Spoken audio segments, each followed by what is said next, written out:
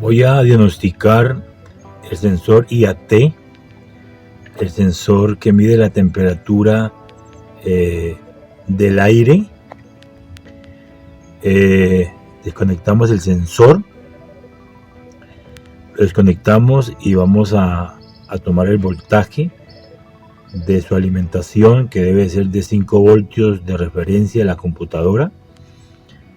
Le miramos la masa o el negativo. Es lo primero que hay que hacer antes de poder decir que el sensor está dañado o está malo o está muerto. Con el switch abierto vamos a tomar esta medida con el motor frío, porque se debe tomar después la medida del voltaje con el motor ya caliente, porque ahí es donde tiene que haber la variación de voltaje.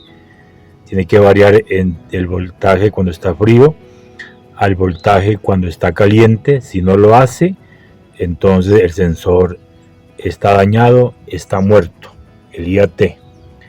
Tenemos acá la alimentación.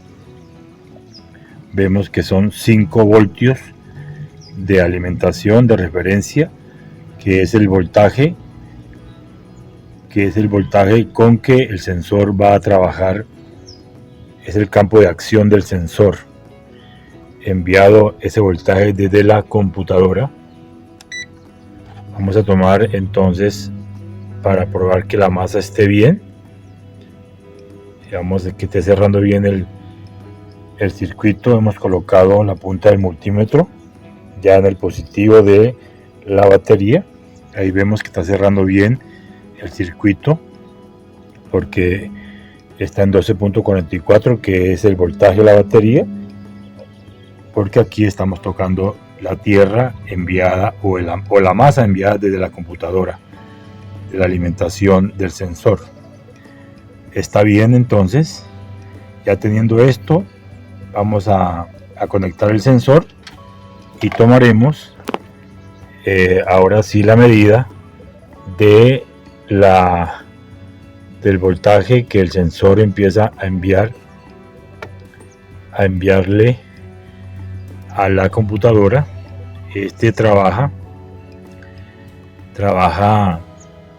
por un efecto físico al calentarse el aire y al enfriarse el aire. De esta manera, entonces, ya conectado esos 5 voltios que vimos de alimentación, ahora lo toma ya el sensor, entra en acción y empieza a dar el voltaje ya de la señal del sensor. Vamos a ver cómo está ese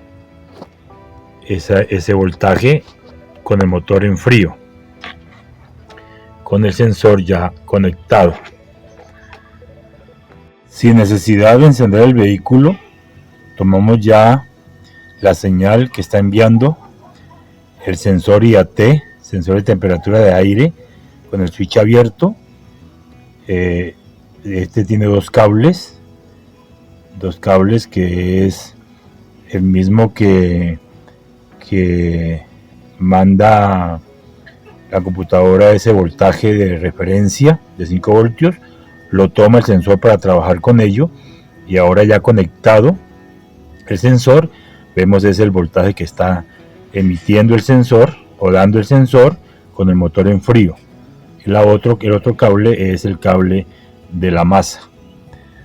Ahí vemos entonces que tenemos ya la señal de sensor 2.255 voltios con el motor en frío. A lo que calienta el motor, el aire debe de calentar, el espesor del aire debe de cambiar, y por lo tanto el voltaje debe de variar.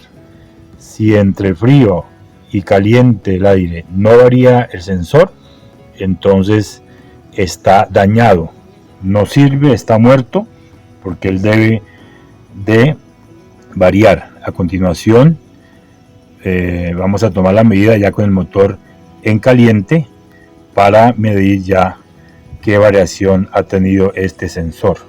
Es la manera de probar fácilmente que el sensor IAT está trabajando por la parte física de caliente a frío del aire. Vemos ahí entonces 2.252. Esta es la otra prueba del sensor IAT, lo cual es el sensor de temperatura del aire. Estoy haciendo la medida con motor ya caliente, el aire caliente, y debe de variar el voltaje diferente al del motor frío o del aire frío.